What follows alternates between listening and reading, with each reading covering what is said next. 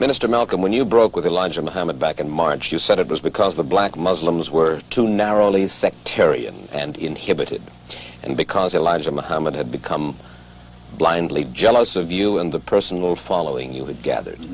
I said the first part, but the last part, I didn't say that Elijah Muhammad himself had become blindly jealous. I mentioned that it was his family and the officials in Chicago. Everything that I said always was designed to protect Mr. Muhammad himself, primarily because the image that he had created was the image that enabled his followers to remain strong in faith and things of that sort, and I didn't want to see any adverse effect or negative result develop in the faith of all of his followers.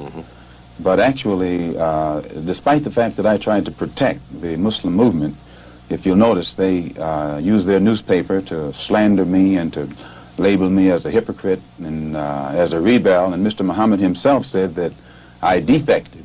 Well, in reality, I never even left the Muslim movement. They put me out, and they put me out because of what I knew, and what I knew was told to me by Mr. Muhammad's son, Wallace Muhammad himself. They put me out, and they put him out. Well, now, first of all, let's find out what it is that Wallace Muhammad, Elijah Muhammad's son, told you. Well, number one, if you notice, the stick that I always used in presenting, representing, and defending the Muslim movement was the fact that it had the ability to reform the morals of the so-called Negro community. It eliminated drug addiction, alcoholism, fornication, adultery, loose sexual behavior, which meant that it eliminated bastard babies, illegitimate children. Well, as long as I knew that this was what it represented, and it gave me a strong stick, I could represent it and defend it. But we had a law which was that whenever any Muslim became involved in any kind of sexual relationship with someone to whom they weren't married, that person would be brought before the Muslim community, humiliated, and then isolated for from 1 to 5 years. This was our law. Well, in 1954, a teenage sister left Detroit and became one of Mr. Muhammad's personal secretaries. And there in the Chicago office, she became pregnant after being there for a year, and she was brought before the Muslim community and humiliated and isolated. And a year later, another secretary, this time one from Lansing, Michigan, came to Chicago. She also became pregnant. She was brought before the community and humiliated and isolated. And because the other person was never brought forth during this court session, it was concluded by all of Mr. Muhammad's followers that it was a non-Muslim who was the other party. Well, we grew so rapidly until that in 1957 or 58, the secretarial staff was expanded to, I think, 8 teenage sisters. In 1959, 6 of them disappeared. 2 of them reappeared in Philadelphia about 2 or 3 months later, and they were all right. The other 4 reappeared in 1960. All 4 of them had babies. All 4 of them had become involved with someone and become pregnant and had these children. So it was, from what I now know, when the 4 of them got back to Chicago and began to compare notes, they found that the same man had told all of them the same story and had made all of them pregnant, that the same man was the father of all 4 of their children and had also been the father of the children brought forth by the 2 secretaries who preceded them. So this story was kept among these sisters until 1962. 2 of them rebelled against the person who was responsible and began to tell the story all over the city of Chicago. It caused many of the Muslims in the Chicago mosque to leave and go back out in the street. They knew it, and I knew nothing about it until 1963, when Mr. Muhammad's son, who had been in prison, came out, and he had been a minister, and he was very religious and spiritual. And when he began to hear these rumors around Chicago, he went to one of the sisters, and the sister admitted to him that the rumor was true. And it was he who first told me about it. And when he told me about it, I wrote to Mr. Muhammad and told him about it, and he admitted that he had a knowledge of it, and that he'd given me a religious explanation that would fit into prophecy and all of that. So I was quiet. And it wasn't until October of 1963 that it came up again. And when it came up again, I realized that the same person who had made these other sisters pregnant was still busy doing the same thing. He hadn't stopped. Two of the sisters had two children by the same man, and one of those two sisters was pregnant still, getting ready to have a third child by the same man. So when it was known among the Chicago officials that I had a knowledge of this, they become very fearful of me. They became very antagonistic toward me, and they had to do something to diminish the authority that I had, for fear that if this became public knowledge, the followers would leave the Muslim movement and follow me. And it was at that time that they used the statement that I made against President Kennedy as a pretext to cut my authority, and some other things happened that finally produced the split, or forced the split. And when I made the split, the only reason that I didn't make this public knowledge was I knew the implications, and I felt that if the Muslims who were in the Nation of Islam knew it, that which enabled them to be so strongly religious and exercise moral discipline would be shattered, and it would cause all of them to go right back and start doing the things that they had been doing previously. Who is the father of all of these various children whom you have enumerated? The first one to tell me who the father was Wallace Muhammad, and he told me that the father was Elijah Muhammad himself. One of the sisters, he went to the home of one of the sisters, and when he walked in the door, she says, "I want to let you see something." And she showed him her child. She said, "Here's your brother, and your father is the father of this child." And then I questioned the sisters myself, because I was shook up. And they admitted to me that Elijah Muhammad was the father of their children. And I took it to him. And it was at that time he told me that he was Muhammad, the prophet, and that Muhammad had 9 wives. He also told me that he was David. He was the modern David, and that he was the modern Solomon, and that it was meant for him to fulfill today all of the things that they did back there.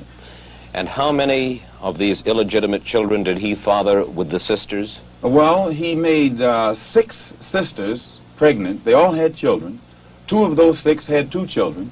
One of those 2 is having a child right now. I am told that there is a 7th sister who is supposed to be in Mexico right now, and she's supposed to be having a child by him. For one thing, when you first separate from your wife, it's a physical separation, but it's not psychological. You still have feelings for her, and you protect her. But after the physical separation has taken place for a while, it becomes a psychological separation. It was the same way with me in the Muslim movement. When I first separated, it was a physical separation, but my feeling was still there. And it was only after my trip into the Muslim world and my pilgrimage to Mecca that I really was able to exercise the objective approach to it that enabled me to see that something had to be done to bring this to light. Otherwise, a whole lot of innocent people would be killed needlessly. Well, these revelations that you are now making about Elijah Muhammad, what effect should they have on his following? Well, I very much doubt that any of his followers who really are aware of what he has done would continue to follow him. He may try and justify it by saying that he's a Muslim, and that a Muslim has a right to these wives. If this were the case, these sisters should not have been humiliated. These sisters have been looked upon for the past 5 years, or 6 years, or 7 years as being guilty of having committed fornication. They have been debased. They have been degraded. I have heard him himself refer to them as having disgraced him. So if they were his wives, he should have given them a position of respect so that all of his followers would respect them, and that they would have the protection of his followers today. Well, do you feel that you then perhaps now should take over the leadership of the black Muslims? No, I have no desire to take over the leadership of the black Muslims, and I have never had that desire. But I do have this desire. I have a desire to see the Afro-American in this country get the human rights that are his due. I believe that the Islam religion is the best religion for our people because it creates unity, and it gives one dignity and racial confidence and all of these things that are necessary to make a complete human being. Are you not perhaps afraid of what might happen to you as a result of making these revelations? Oh yes, I probably am a dead man already. What do you mean? Well, when you understand the makeup of the Muslim movement and the psychology of the Muslim movement, as long as if I myself, by having confidence in the leader of the Muslim movement, if someone came to me and I had no knowledge whatsoever of what had taken place, and they told me what I'm saying, I would kill them myself. The only thing that would prevent me from killing someone who made a statement like this, they would have to be able to let me know that it's true. Now, if anyone had come to me other than Mr. Muhammad's son, I never would have believed it, even enough to look into it. But I had been around him so closely, I had seen indications of the reality of it, but my religious sincerity made me block it out of my mind.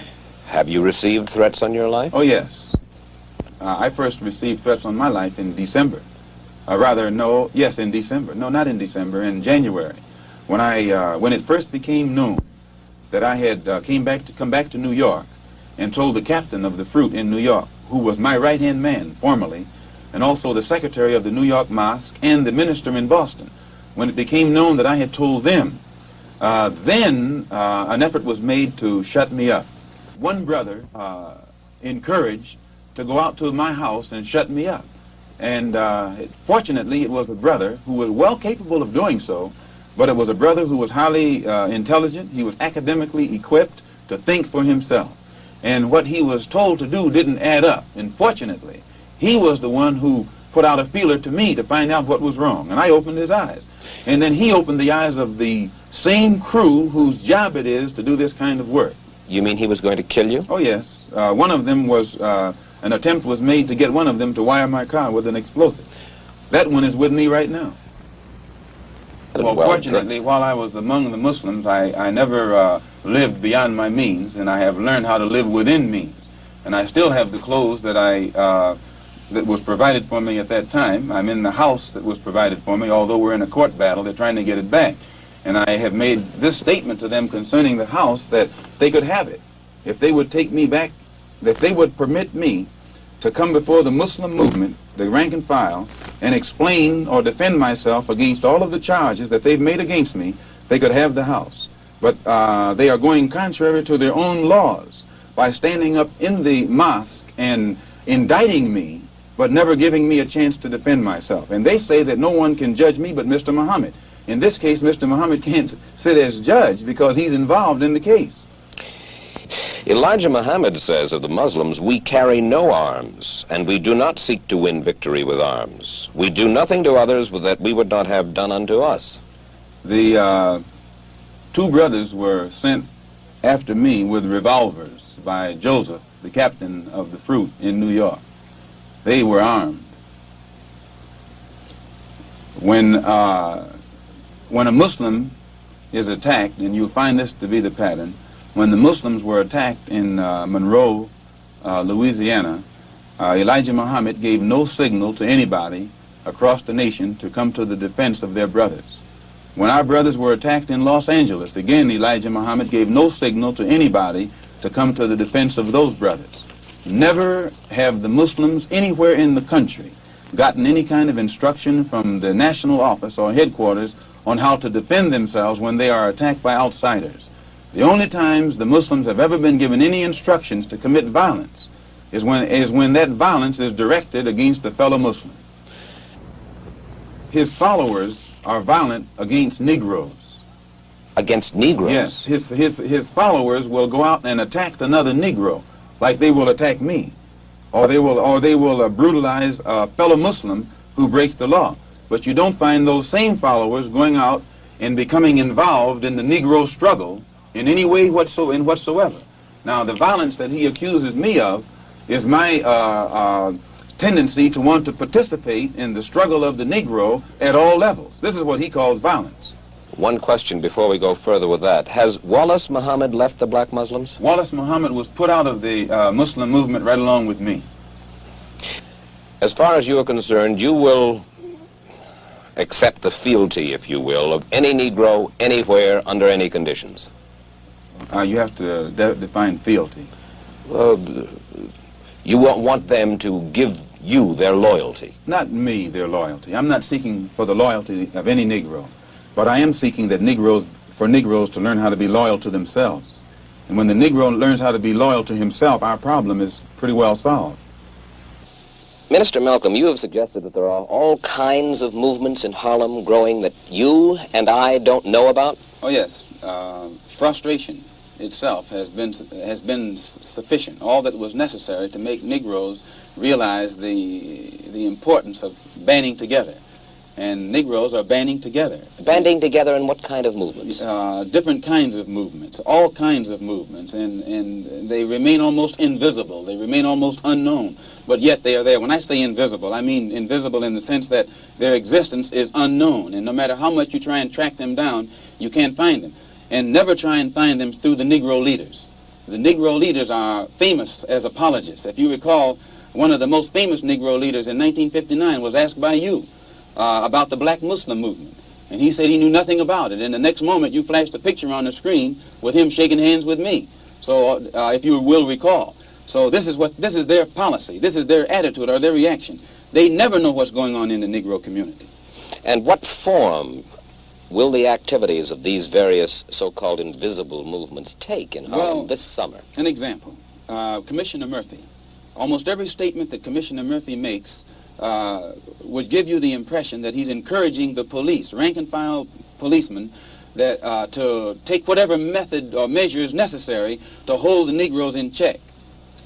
He feeds the type of statistics to the white public to make them think that Harlem is a complete criminal area, that everyone is prone toward violence.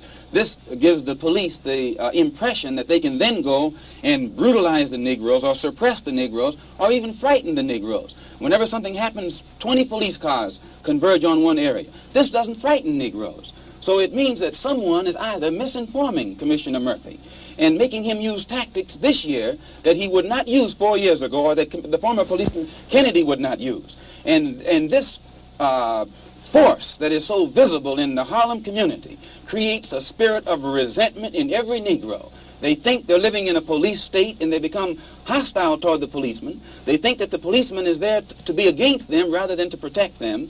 And these thoughts, these frustrations, these apprehensions automatically are sufficient to make these Negroes begin to form means and ways to protect themselves in case the police themselves get too far out of line.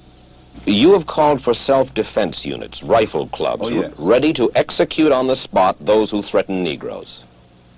I don't think that I said that. Yes, you did. No, I don't think I said that. All right. I have called for rifle clubs, that I think Negroes should, in areas where the police, whether it be federal, state, or city, have proven their inability or their unwillingness to defend Negroes, the lives and the property of Negroes, then it's only intelligent and it's only right that Negroes protect themselves, and I have encouraged them to buy a rifle and a shotgun, which according to the Constitution is legal. For what purpose? Not buy a pistol or something like that, but a rifle or a shotgun, which is constitutionally legal. For what purpose? So that at any time, anyone makes any effort whatsoever to brutalize them or attack them or endanger them, they should have something to defend themselves.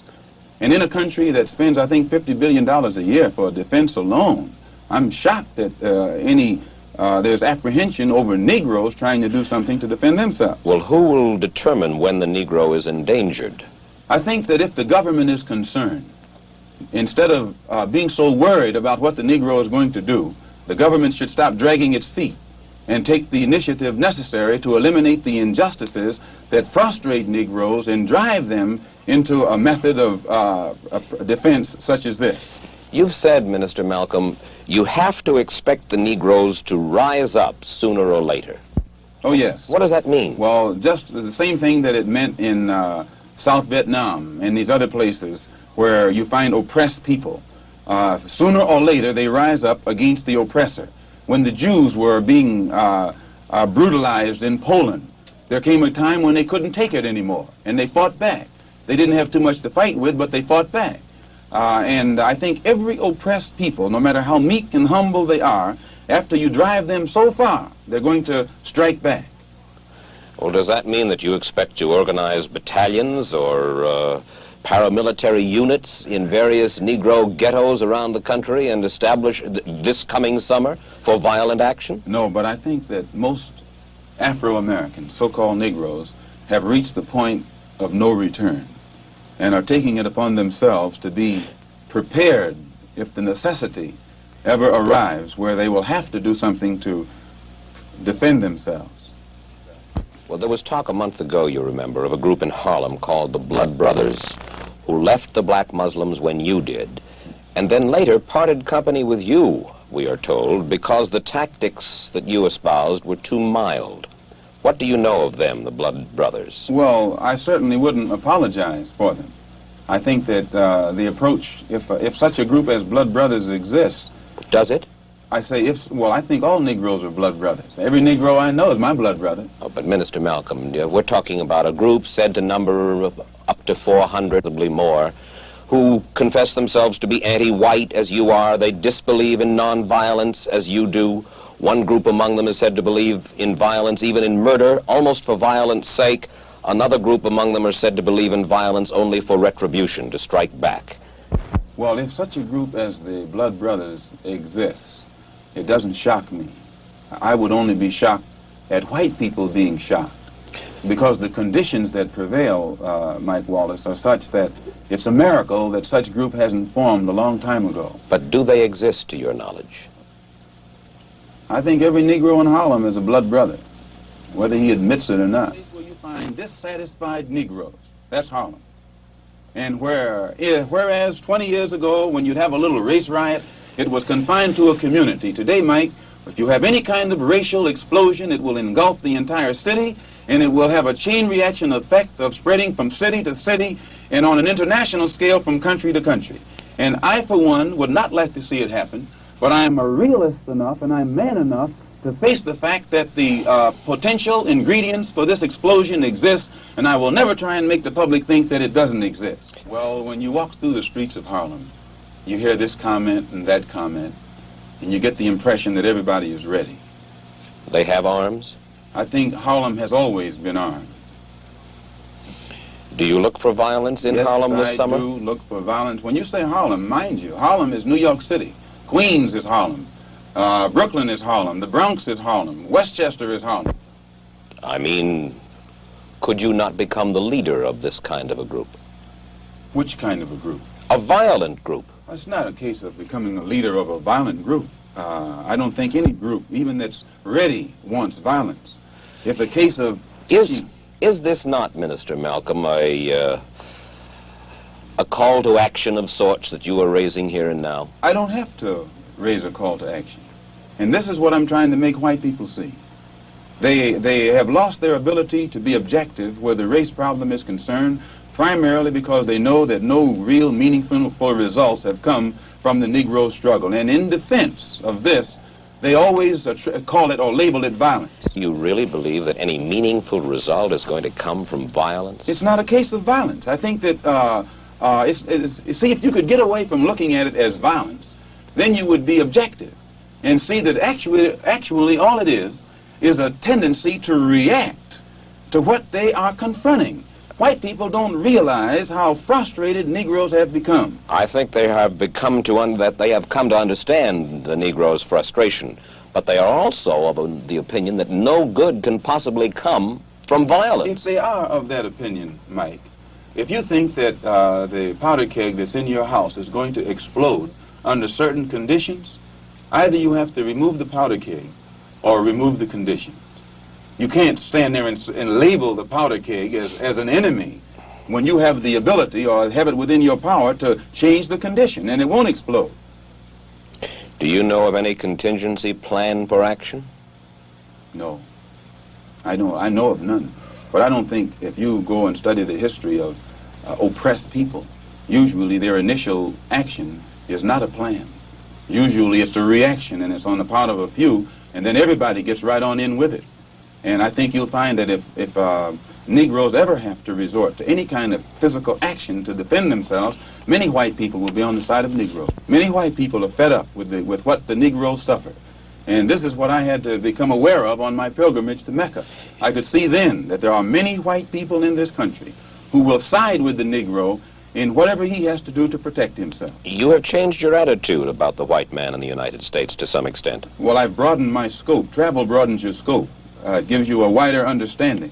And I have, in my many lectures on college campuses, seen many whites, even as a black Muslim, whose reaction to much of what I had to say showed me that they were genuinely concerned. Some weren't genuinely concerned, but many of them were.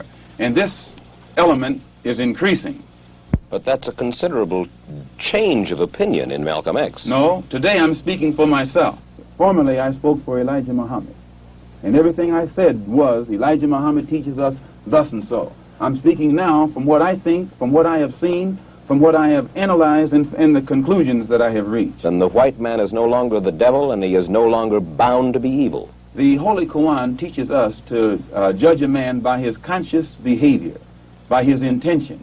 And my reason for going to Mecca was to get a better understanding of the religion of Islam and what the Quran teaches. So I judge a man by his conscious behavior. I am not a racist. I don't subscribe to any of the tenets of racism. Then there are good whites and good blacks and bad whites and blacks. It's not a case of being good and bad, good or bad blacks and whites. It's a case of being good or bad human beings.